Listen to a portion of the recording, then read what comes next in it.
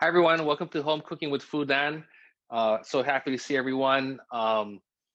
Geez, it's been I think 3 or 4 weeks since we hung out together.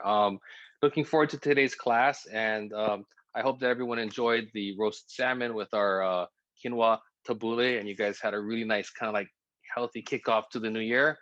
Um, and then we're just gonna take that south, and we're gonna do some fun stuff for Valentine's Day today. I thought it'd be fun.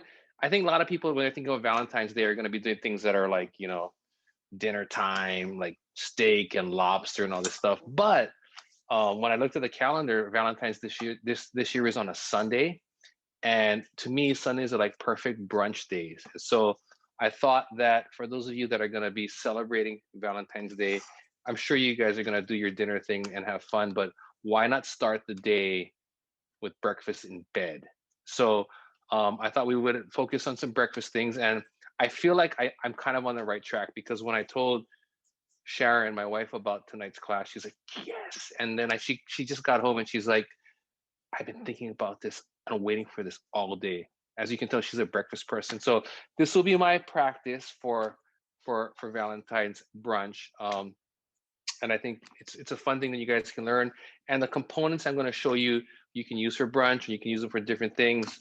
But yeah, it's great breakfasty stuff. So without further ado, we'll dive in. Oh, before we start into that, if you have any questions, please don't hesitate to use the chat feature and ask your questions. And the team here will shout them out to me, and sometimes they answer them too because they've gone through culinary school with me and they know a lot of the answers already. But yeah, ask me questions. Ask me questions about breakfast and or cooking in general, and I'll try my best to get you guys an answer. So we'll jump in here. For starters, we're doing sweetbread French toast with marinated strawberries. So we'll start with the strawberries. I have these are really looking nicely. They're Driscoll strawberries, but we'll go ahead and prep these. And so basically just gonna cut the top off, quarter them, and they're nice and glistening because I rinsed them before class started. Sorry. I'm cutting them into quarters. I mean, if they're really small, you can cut them in half. If they're really big, you can cut them into 6 or 8s.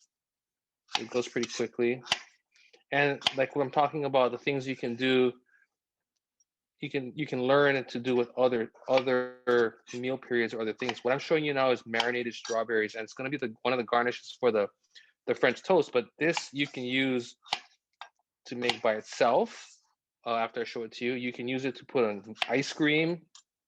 So it's a great garnish that you can use in a myriad of ways. You can use it to garnish like cake. So we use this a lot in restaurants. It's a very universal application.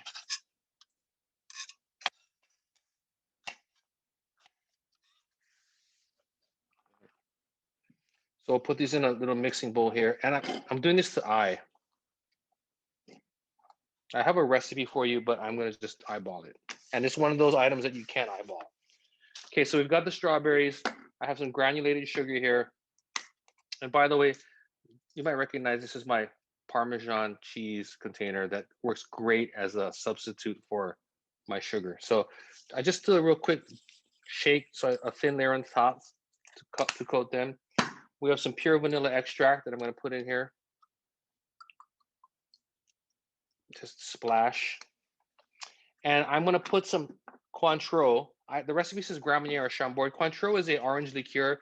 It's sort of a competitor to Grand Marnier. Chambord is a raspberry liqueur. So you can pick what you want to put in here. I just a splash. And if you don't want to put any alcohol or liqueur in here, that's fine. You can skip it. But I think, we did a class before. I think it was strawberry, it was shortcakes, and it was a very similar application. We'll just toss this. And what'll happen is the sugar is going to pull out the moisture from the berries. It's going to melt, kind of melt together, and it'll make its own like little sauce. But this, like when I was in restaurants, we would make this all the time, and it's a great garnish, like I said, for ice cream. We would garnish creme brulee with it.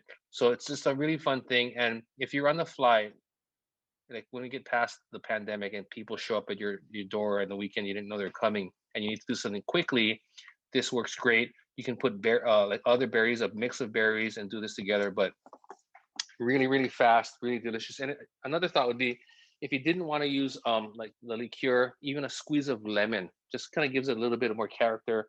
Or, and I have some mint and we'll garnish later, but even if you took some mint, do a fine chiffonade, throw it in there, you're just adding more flavor, character, dynamic to the dish. So what about triple sec? triple sec works great. You know, triple sec is an orange liqueur. It's just like the difference between using, like in my head, using facial tissue versus using Kleenex. So Cointreau and Grand Marnier are like premium brand names, and triple sec is a liqueur of that same genre. But you have it, use it. Okay, so we have this. We'll let this macerate. The next thing we're gonna do is get the custard going for the French toast. And so basically, the French toast is soaked in, like I said, a custard. And in this recipe that I'm going to show you is a more egg-driven custard. Usually there's a ratio for making like creme anglaise or ice cream, which is like 6 to 8 eggs yolks to like, I think it's 2 cups of cream and then like a cup of sugar and then vanilla. This one is more eggs. And the reason why I want it to be more sturdy, I want it to be more structured. If I have more cream, it will set, but it will take longer to set and it'll be more delicate. So these eggs, the eggs are gonna give, the yolk will give it richness, but the whites are really what gives it structure for the dish. So we're gonna put 6 eggs in here. The shell, we'll take that out.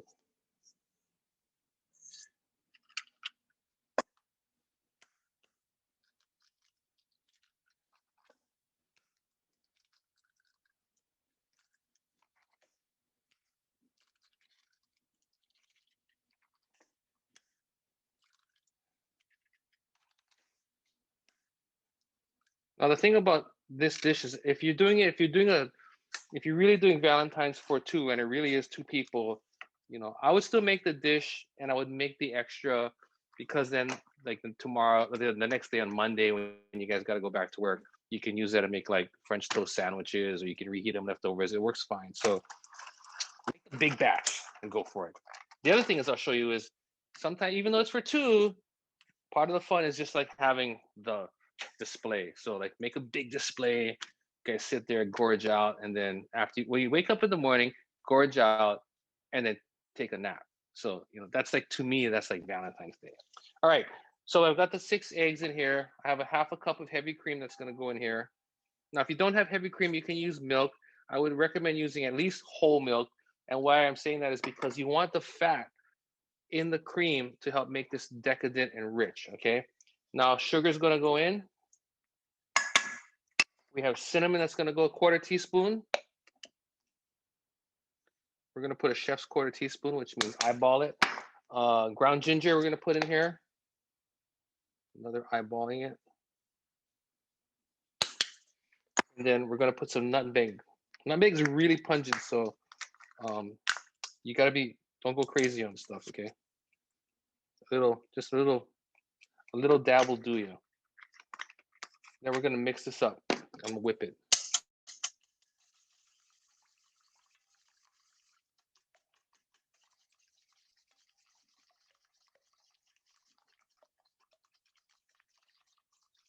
And what I want to do is I want to give it a second here so that the sugar can dissolve. But you see how yellow that is? Because that's because the amount of eggs that I put in there, and the eggs is really going to help it for the richness that we're talking about. Is there a reason you use brown eggs? Yeah. Or do you have a preference? Organic, brown? That's personal preference. I mean, I also use white shelled eggs. In my head, the brown shells, which I believe come from Rhode Island Reds, you know, when you're thinking about richness, they can have more flavor versus some of the white shelled or really commodity driven eggs. Then you have like free range or grass fed that you can get. And then really what it comes down to is like the discussion we had about salmon, right? The more expensive salmons tend to be salmon, as an example, versus like farm raised, where the salmon has been a chance to go out in the wild, eat a diet that whatever it is, and you get a reflection of the diet when you eat the salmon. and it's really rich typically. So when you're dealing with like these brown shells or organic, part of organic is just the choice you make because you want something that, you know, doesn't have antibiotics or all of those other things that go with the organic or the organic labeling. But what a lot of people like is if you crack the egg and you compare it to a more conventional or commodity driven egg, the yolk tends to be more yellow. I mean, sorry, more orange, which is richer. And it may have more fat in it, more nutrients. So I think those are the decision points that people make. And it's just it's a personal call. So I use both. I happen to have these. I do like I'm eating them a lot now, but if you have the white shell eggs, that's totally fine too. Okay, a lot of people are asking about the milk. Can you use evaporated milk? Can you use oat milk? Can you use almond milk? And then what about putting vanilla in this? Yeah, I did put vanilla in, but if you don't have vanilla, that's okay too. I've done it without vanilla. You can also do things like if you want to have fun, you can put almond extract in there. Um, I haven't experimented with the non-dairy milks, so like the oat milks, etc. I think you probably would be okay because the key component that's setting this is the egg. So if you want to try that, I think you would be okay. Um, whole milk, like I said, whole milk's great. Skim milk is okay. The thing that the thing about skim milk, right, it has the fats taken out of it. And so the thing that I'm just trying to do is when you think about a really good custard, um, it's this richness you're looking for. And so I am looking for a certain amount of fat. And so, for example, I'm using heavy cream, which is 36% milk fat, versus whipping cream, which is 30%. I want all of that richness in here. And so it becomes a personal choice. I think you will be okay using a non, like if you're using a pea or a oats or a, you know, almond milk, you're just gonna have a different eating experience. But I think you're okay because if you're gonna use the eggs, then it will set. Okay. Okay. So, oh, sorry, I'm gonna show you something real quick. So I have bread that I pre-toasted, and the recipe doesn't call for it, but I was, you know, cooking is judgment. So I'm using Ani's Sweetbread, right? And I took the loaf, and by the way, you could buy the loaf that's pre-sliced, which is fine. But I did this because, you know, like if I use the regular loaf slice, it starts to look like a sliced loaf, and it doesn't look so fun. And these look more natural and organic. When I say organic, the shapes are a little bit different. But you know, they make this really nice and rich, right? And it's really soft. And basically, though, I cut this in half. I stood it up and I just cut slices. So I'll cut a slice just so you can get a sense of what I mean. I cut slices like that. And that's what these are. And when you feel this bread, it's really soft. It's really delicate. And my fear was that when I put it into custard, it would fall apart. So what I did was I put it in the oven at 200 degrees for 20 minutes. It lightly toasted, which is also going to add a little bit of flavor because of the caramelization. But I'm drying it out so that when I put this in the custard, it absorbs the custard, but it doesn't like fall apart. I'm trying to play that fine balance. Okay, so we'll go over here and start putting it together. Keoni, can you answer the question about whether you can use evaporated milk? Oh, sorry. Yeah, you can use evaporated milk will work fine, and that will give it an interesting flavor too because that, I don't know what you call it. Evaporated milk has a sort of a cooked caramely, kind of almost like a nutty flavor, but it will work. It's almost like when you're making a like pumpkin pie using the evaporated milk, right? So, okay, we're gonna go ahead and we're gonna make our French toast now. I have my bread here. I have a pan. You can have a 9 by 13. But what's gonna happen? I'm trying to think of the flow. It's all about the flow. So we're gonna go 1, 2, 3 into the yeah. And I lost my custard. Where'd it go? That's the other part about cooking. You're always losing everything. Okay, so I'm gonna put this in. I'm gonna pour this in here. And I'm not gonna do this and there because it's a bowl, right? I want really nice even coverage, and I want even nice even dipping. So, you know, sometimes you got to use more pans, but that's the cost of, I think, doing delicious food. So we'll go ahead and put some in here.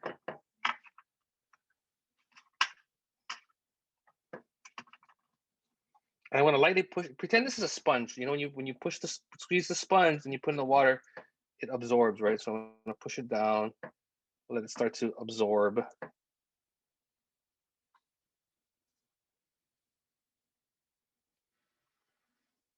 I can feel it's like stuck to the bottom. Okay.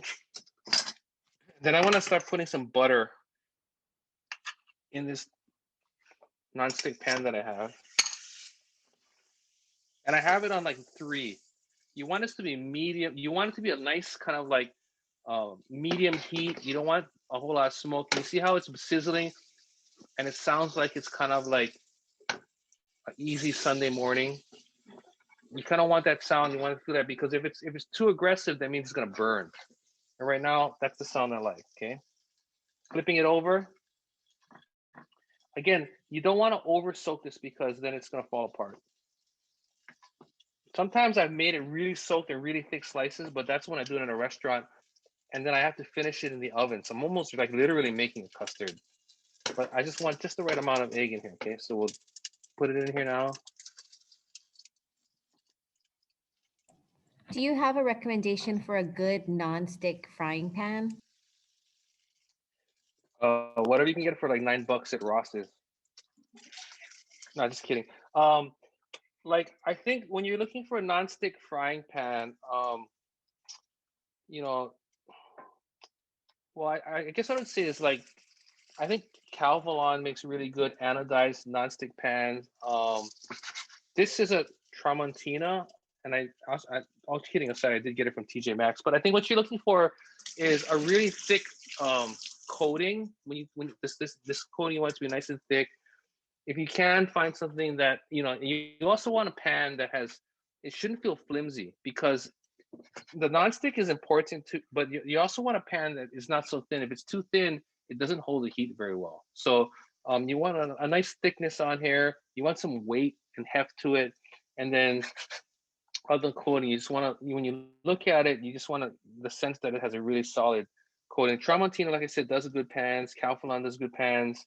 I'm trying to think of other brands. I mean, for the most part, if you're talking about Cuisinart, they do good stuff. But really, it comes down to looking for as thick a coating as you can on the nonstick, and then a pan that feels like it's not gonna warp when you heat it up. So you see how it's like sizzling, it's like nice and sizzling here. That's kind of what we're looking for. That slow bubble. That's what we want. Okay. Again, we're using whole butter. This is unsalted butter. Unsalted butter is fresher because it doesn't have the salt to extend the shelf life. And we're using butter instead of oil because butter is adding. I'm adding flavor. That butter flavor, that dairy flavor, is what we're looking for.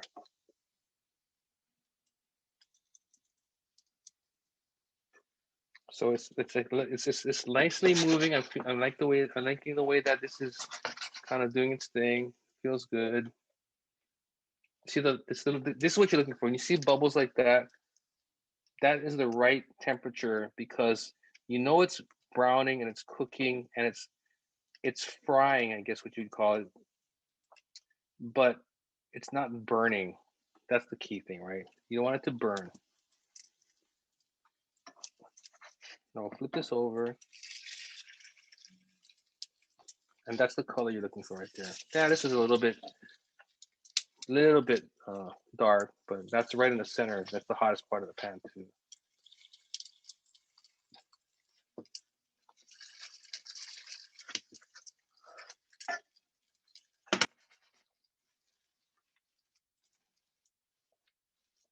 So now what you want to do is, while this set's finishing, you get your second set going.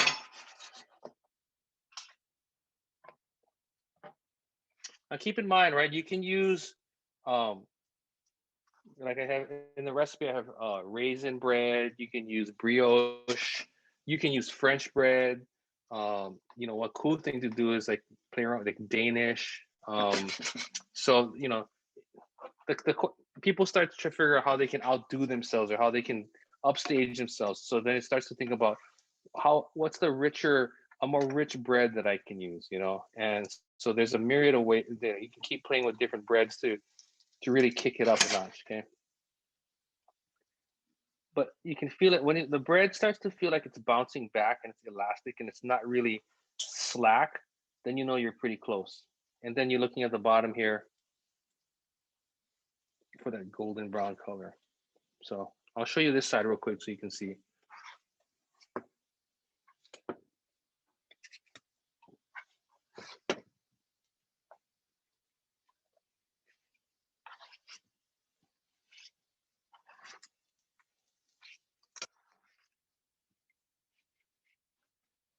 So put a little more butter in the pan. It starts to melt. We'll flip over again. The other thing about cooking is, you know, you don't always get 100% yield. Like something like this, or like when you're making fried chicken, right? Sometimes you're gonna have a little bit extra flour. In this case, you might have a little bit extra egg. You know, if you have a piece of bread lying around, another piece of bread, you can kind of, you know, squeeze it to try to get that in. But I feel like if I have just a little bit left over, I'm feeling pretty good about the yield that I got here, by the way. But I got my butter going. It's getting a little hot, so I'm gonna pull it off. And the reason why is after I took all that bread out, the pan heated up quickly. So I'm gonna put French toast in here quickly so that I can try to kind of control the heat. All this French toast, what I put in here will drop the temperature because of it's all cold right now, right? And then I'll bring in the heat up just a little bit.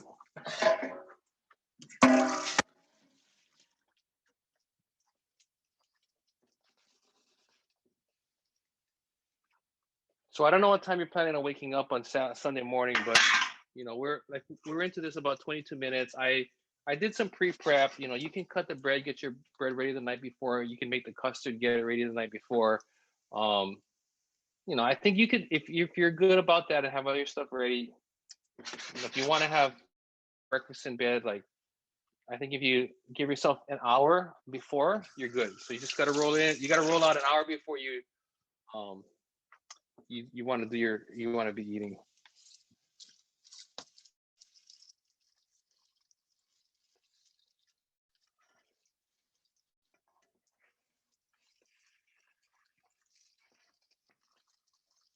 If you're on the hardcore like sleep in plan, make these the night before and just like quickly reheat them. I'm avoiding here because you see how that the dairy kind of brown too much, so I don't want that to get on my French toast. So these are almost done. Once we get these done, I'm gonna put them. I have my countertop oven set at like 190, and I'm gonna put it in there so that it keeps it warm, so that when I do serve, everyone's having nice, fresh, warm French toast.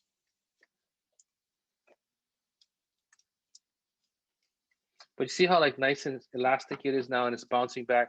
But see how juicy this looks? I mean, juicy, moist it looks. And when I dried it out, all that moisture that I put in here from the custard is moistening it up nicely.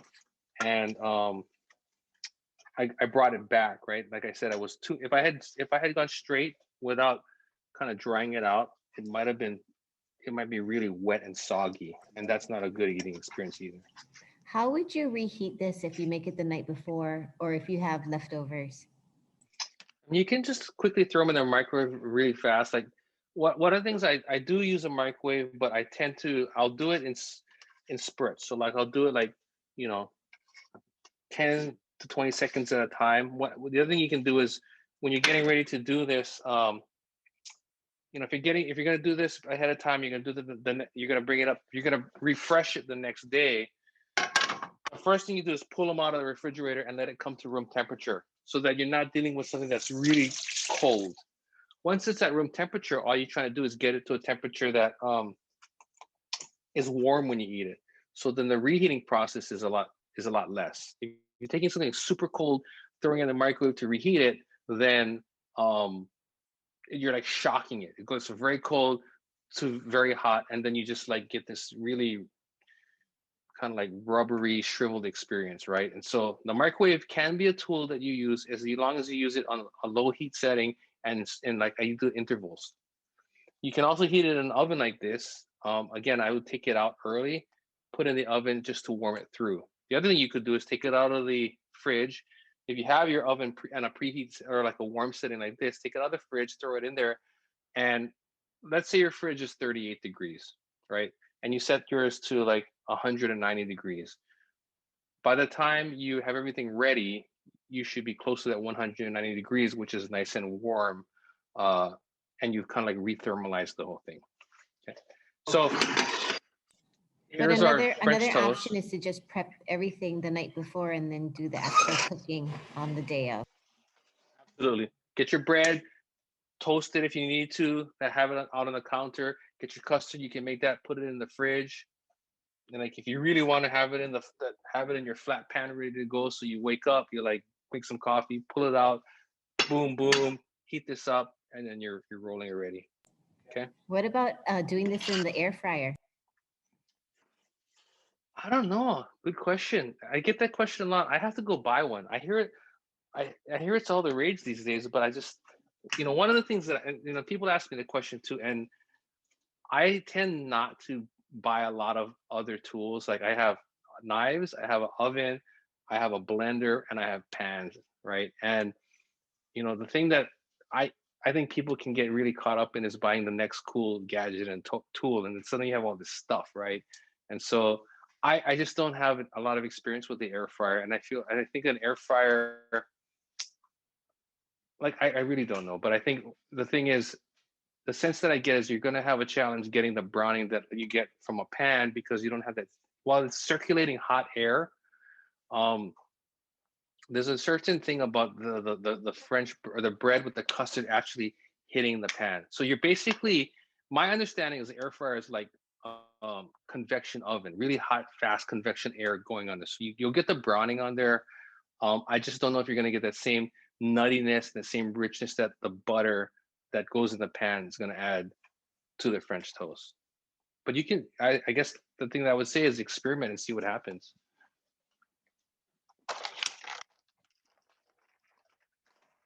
Okay, so we're gonna do omelets, and I thought it'd be fun to show omelets because you see them at hotels, and there's a coolness about them, and I get questions asked a lot about them. And so I'm gonna make some simple omelets, and then you can make them as elaborate as you want. But I want to show you the process, and there's a lot of different ways to make omelets. I'm gonna show you the way that we used to do them when I was at the hotel and I was on the omelet station, and I was gonna have to make like 200 of these at brunch. Okay, but basically it starts with having a really good non-stick pan, and this one I had preheating a little bit just so that it went quicker. And the thing about pans, right? They gotta be your egg pan. If you're gonna do omelets, you have to have a good pan, and you have to be kind of like very, very. I'm trying to think of the right word, but you can't kind of use it for just anything. This pan has to be treated with love and care, and if someone uses it for something else, they need to feel the wrath. Okay, so this pan I use really mostly for eggs, and the reason why is because eggs like to stick, and if people will put metal in these or stuff, and then it starts once you get a dent or an imperfection in the pan, the egg will want to stick, and so you don't want that to happen. Okay, now when I was an apprentice at the Greenbrier, we would do our omelets. We would do things country. We call it country style, and it's kind of like you crack the eggs into here, and then when you make it, you have some white and some yellow at the same time. But I'm going to show you guys how to make more of a, I guess, a traditional one where it's a uniform color. And by the way, the benefit to that is by cracking the eggs in the bowl first, it allows you to accidentally maybe get a shell in here and get a chance to take it out. If you're cracking the eggs into here straight, if you get a shell in there, then you got a problem. So eggs go in here. What about using a cast iron pan? Possible. When I show you what we're gonna do, you'll see why. Maybe not a cast iron pan though. Okay. I'm gonna make a 2-egg omelet. So I whip this up, uniform. Got my my pan nice and hot. And now this is a nonstick pan, but I'm still gonna put some pan release in here because it really makes a difference to me. And I'm just trying to create a very thin layer so that it doesn't stick. Then you put your eggs in straight in.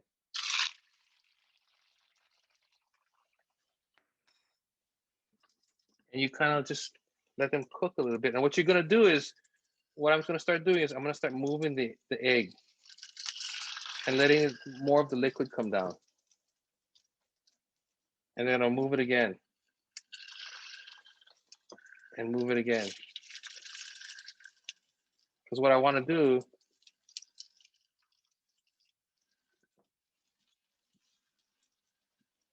start to get that egg to cook. What heat are you using? It's like medium high. Now, when I was in the restaurant, I would have it full blast because I'm trying to like hammer out one of these in like a minute or less, so that because there's a line of like 30 people staring at me like, hurry up. But for you guys, I'm going slow so that you can see this. And when you're doing it at home, if you're not really familiar with this process, you know, you don't want it to be so hot because then it's hard to control. A little salt, a little pepper. Now, sometimes depends how you like your egg. Sometimes people would flip it over to set it. I'm just gonna pop it. I'm just trying to like, I like eggs to be just set. So I'm just kind of like moving it around a little bit. Just to help the setting process. But I'm okay, like I like my eggs a little soft. So then I'm gonna put cheese in here. And I have peppers and I have some mushrooms, and I want to put some in the center here. I pre-cooked these. Okay. And the reason why I'm saying you might want to think about having your cast iron skillet is because now what you're gonna do is you fold it over 1/3, and then you hold it like this, and you let it slide down the plate, and then you flip it and you kind of roll it, and then you have your omelet. Now, if I was in France, I would be getting yelled at right now because I have browning on there, but we're in the United States and we like ours a little bit caramelized. And then I would just you can garnish them like this a little bit. Put a little bit more of what's inside there on here. And then I'll put a little more cheese. If you wanted to, you could take this and throw this in the warmer or flash it quickly to melt the cheese. And then you have a nice, kind of a simple omelet, okay? I'll do another one so that you guys can see. And I'll show you another methodology, right? Because when you might see this in restaurants too. And the question I always get whenever I show one method, someone says, well, what about this another method? So again, I'm just wiping this out really, really clean. And I'm not washing it because the pan is essentially seasoned from that first one that I did, right? So again, we'll put 2 eggs in. Can you tell us how you pre-cooked the veggies? Yeah, I just quickly sauteed them. I heated a pan, little olive oil, threw them in, sauteed them, salt, pepper, and then took them out. Very simple preparation. Now, okay, so I want to show you another method that you can do. I wanted to show you the first one because that's the real simple one. Now, here's what you can do too, and this is what you do in restaurants a lot, right? You see this. You put the stuff in first, right?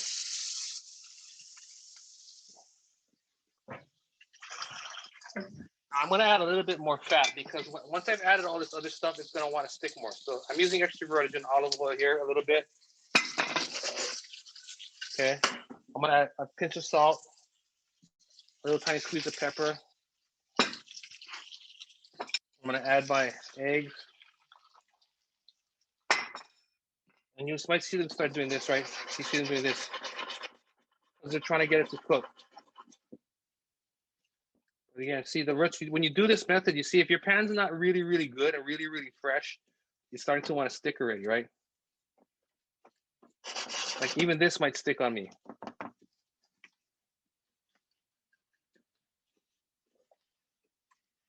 Clean the sides constantly.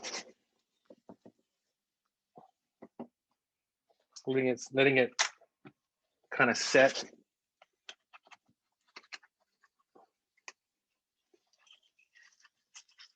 I can already feel it. It's wanting to stick at this point because when I kept moving it around in the pan, all of that layer of fat that was part of this insulated, kind of like creating a layer between the egg and the pan, got mixed into the egg. So I'm gonna keep working this,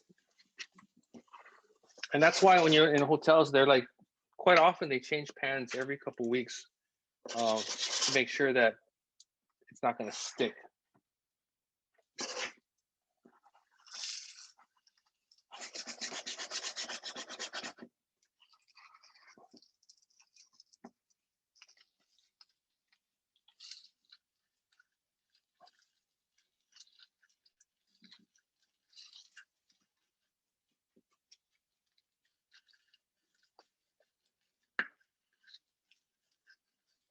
Sometimes you'll see them flip them over.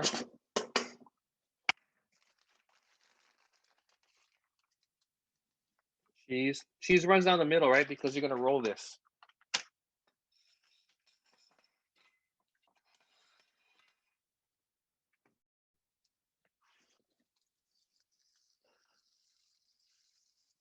Hold it. Again, you hold it like this to yourself, right? Slide it into the pan, and then roll it. Oh, see, they don't want to do it for me. If you need to, you can cheat it like that. Roll it under. I'm gonna push this over a little bit because we're gonna garnish this maybe a little after this with a little bit of bacon. But I'll put some more cheese, a little bit of cheese on here.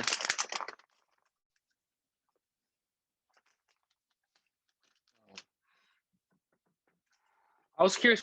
We have some time. Does anyone have any like I don't know any other egg method, any other egg cooking method? Since I have my egg pan going. We can keep going. But I have some parsley here, right? So, you know, put a little piece of parsley here or something, or tear some of it up, chop it. And parsley, you know, contrary to maybe people's beliefs, parsley is actually an herb for flavor. So I know that eventually it became like in the 70s parsley that no one ate, but parsley properly done is a really good garnish. So we've got 2 eggs here. Then you could put your bacon, your French toast. But I think the fun part is for, you know, if you're gonna make a nice dish for someone to show like you care and you're going to the distance is really to do sort of an omelet. Do an omelet for them. Okay, no questions. Okay, we're gonna move on here. I'll put this down for a second. I also have bacon that I made, and I wanted to show you this real quick. And the bacon here is really flat and evenly cooked, and the reason why it is because I did it in the oven. And for those of you that have never done it in the oven, I highly recommend it. So you take the bacon, you get a sheet pan, you just lay them on a very flat, you put them in the oven at 400, between 350 400, and it takes about 20-25 minutes, and it bakes perfectly. It gets to the doneness you like. If you like them soft or crispy, you pull them out and it's perfectly done. And then, you know, sometimes when you're using a pan, you get hot spots and it's all crinkly and wrinkly. But this, when you go to restaurants, this is how we do bacon. And that's how come it looks like that. When you go to buffets and stuff, is because we do it in the oven. And then we take all the trays out and then we pour all the fat off and then we save that to cook with. And that's really just like total yum. So bacon. Do you cook it on aluminum foil, or do you put it straight on the pan, or do you put it on a grate? You can use a straight pan if you want, but this is a pan I used. I put a piece of foil on it just to kind of prevent it from getting super, I mean, it doesn't stick because all the fat, but it does get crusty, right? So if you have a piece of foil, it helps prevent the crustiness, and then it makes it just easier to clean. Okay. Okay, so we've got our French toast done. We've got our berries done. I'm gonna put them in a little nice little bowl here. So we have that. See how shiny they got? So that sugar dissolved, glazed it, really made it beautiful. And then I have some mint from the garden. Put that there. Again, it's all about the little touches that make the difference, right? So we have that, right? That's looking good. And then we're gonna do the beverage, okay? Brunch is not complete without the beverage. And so we're gonna do a mimosa tip. And a classic mimosa is champagne or sparkling wine with orange juice. And so I thought it would be fun, since we're in Hawaii, to just kind of tweak it a little bit. And we're gonna do, this is a Piper Sonoma Brut, which is a sparkling wine from Sonoma County, which is very delicious, dry. And then we have, like, don't be mad at me, but hey, we're from Hawaii, so I got my passion orange nectar juice that we're gonna make this with. And so if you don't want to use this, you can use orange juice. You can do peach juice. You can riff on this, and there's a lot of different ways you can do it. But essentially, it's really just these two things together, and it's fast to do. It's very celebratory. It feels special. It's fun, and you don't have to be a mixologist to make it. So I think I showed this to you before. For safety, right? To open one of these bottles, here's the cage. I took the foil off. I brought the twisty tie, I guess you call it, down, put down here. You put a towel over and you hold it with your hands, because that will prevent, in the event that this thing shoots out, this keeps it from going in anyone's eye. Okay. Then I open the cage. 1, 2, I think it's 5. 2, 3, 4, 5, 5.5. Loosen it. And again, I'm getting ready to open this, so my hand will go now back here, still holding it. I grab the top of the bottle here, and the sound I'm looking for is the really quiet hiss, like, okay? That's when you know you did it right. If you hear the pop, that means it flew somewhere and it's probably overflowing in your hands right now. So you slowly spin the top or spin the bottle, and gradually you'll feel the cork want to push out. And I can feel it now. And you're gonna control this, and you're gonna gradually let it come out.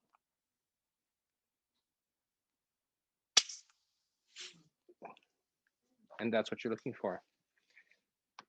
You can do this for whoever you're making who you're celebrating Valentine's Day with, and then pause for the applause. So we have that there. We've got our passion orange nectar, and if you're gonna do this,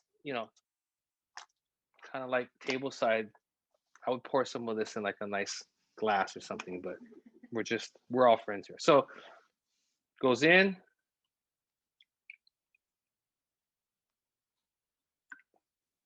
About halfway.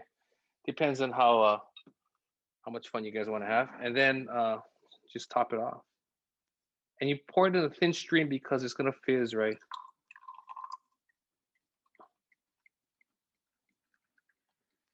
And you want to stop right here. You want a nice 3/4 of an inch or so from the top. That's a proper pour. And then I got raspberries, because we're gonna do it up, right? Put a couple raspberries in there for presentation, for fun. Looks pretty. And then if you want to, right, you can take a little. I'll show you a couple things. You can do this if you want, but then they're just gonna take it out. But it looks pretty. So here's your mimosa.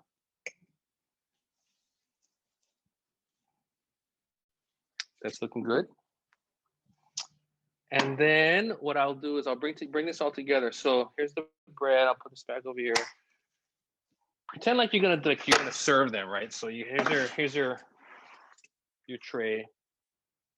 Let's say you're gonna do you could do like a big display. Like you put this out here, you bring this into the bedroom. You have a big container of this. You have the berries going, right? Got your French toast, which is nice and warm. Now, again, it's about the details. So that looks okay, but what you want it to look is really, really nice. So I have this is a sifter that I have, and this is powdered sugar, and we're just gonna kind of like, we want to get some of that powdered sugar on there, which I think just kicks it up a notch, right? Makes it look delicious now. And then I have some really cool local oranges from Haleiwa. Okay, they're not in our stores yet. They will be soon. I get the samples ahead of time. I gotta make sure they taste good. That's why. All right, then, you know,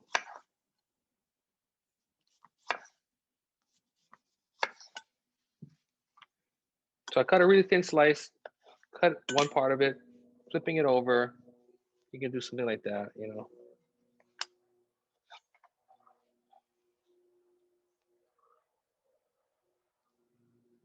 Make it pretty. So you take that in, you take this in, you put this down maybe, then you bring in their beautiful omelet that you made for them. Give them a couple slices of bacon, right? Give them some French toast, some berries on it, serve them the mimosa, and hey, it's party time. I'll put some on here just so you can see this too, but you can do this too if you wanted to.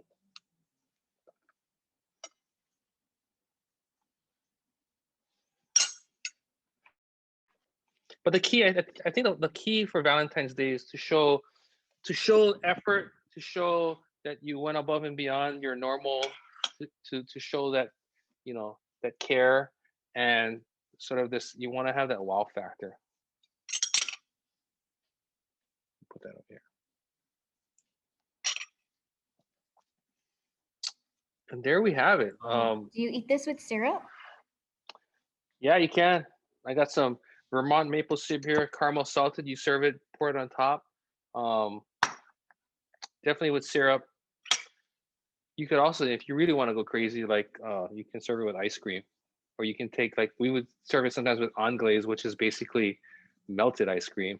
But yeah, totally do it. So, you know, make the omelet, make a nice, beautiful omelet. You got some bacon, you can do ham or Portuguese sausage. You got your French toast here, berries.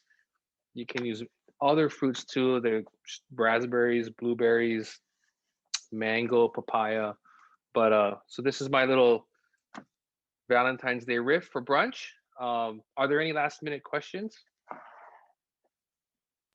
Any coffee suggestions? Well, I would say 100% Kona is great. I mean, so I guess it depends. Like, if you on coffee, right? If you want a lighter coffee, and that's what Kona is known for, right? Light, beautiful, aromatic coffee. 100% Kona would be great. I think it would go great with this because it wouldn't overpower. But I think it's your preference. If you like a dark espresso roast, that would be great. You know, for those of you who haven't visited our Et Al restaurant in Kahala, we've partnered with a special blend with Kona Coffee Purveyors. It's a 60% Kona blend, so it's got the beautiful Kona essence, but we wanted to be a little bit more robust, and so that other 40% kind of boosts up that coffee, so you can get a really nice flavor, a nice rich flavor. But I think it's about your preferences and what you like. But if it was me, I would do along the lines of 100% or the Et Al blend, which is a nice light to medium roast, so that it doesn't overpower everything that you have here. A viewer recommended Ka'u coffee. Yay! Ka'u's great too. Yeah, absolutely. And can you eat this with whipped cream? And can you remind us what ingredients you used for that whipped cream that you showed us? Yeah. So if you want to make fresh whipped cream, the same heavy cream that I put in here, it goes in a bowl. Whip it. Just whip it really. Just keep going. Whip it good. And then you get stiff peaks, and you have your whipped cream, a little bit of sugar, a little vanilla. If you want to add a little bit of booze to that, makes it great. Yeah, but it just made me think of strawberry waffle too, so it's making me hungry. But hey, if you got the, what do you call it? What's it called? That's good too. So use what you have and have fun with it. Any other questions? That's it. All right. So our next class will be in, I think, 3 or 4 weeks, right? March 3rd, Wednesday, March 3rd, same time, same place. I got to think about what we're gonna do, but we did the healthy thing, we did the brunchy thing. I think maybe I'll go back to local. We'll do something local. Shoyu, ginger, scallions, maybe spring local. Like I got to feel it out, but we'll have fun, and I'll see you soon. Happy Valentine's Day.